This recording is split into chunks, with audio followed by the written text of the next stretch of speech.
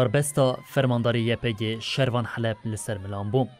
کت و تکوشنا نیزی سوی یک سالی لحر کلیه ده خود داهیز کرن. فرماندار شروان حلب دهی چلیه ده انجام قریزا دلده لحسک شهید بوم.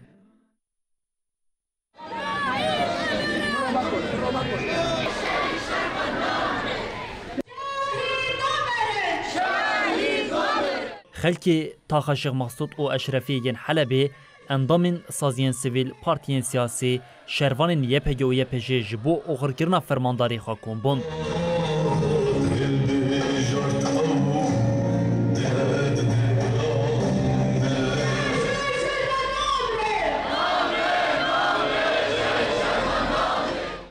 به هزاران دبن باران و سرمایه ده لپی جنازه فرمانداری خواه بری خودان گورستان شهیدان.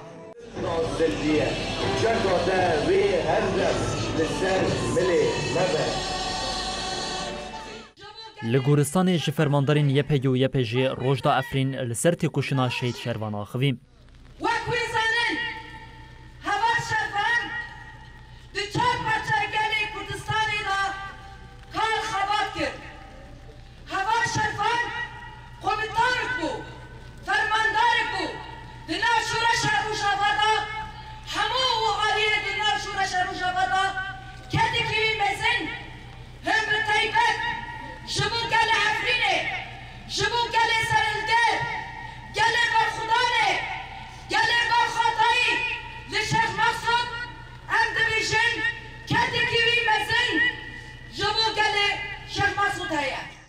هفسروکا مجلس مالباتین شهیدان یا کانتون عفرین و شعبای خدیجه ایبوجی قالا تکوشنا شهید شروان کرد.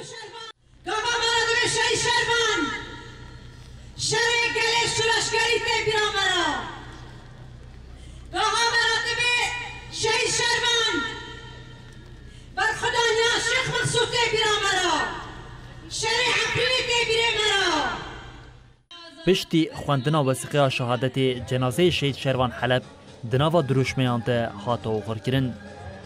زاروک به دنیای دکرفه دایی که زاروک دمیشه نابوی شروانه.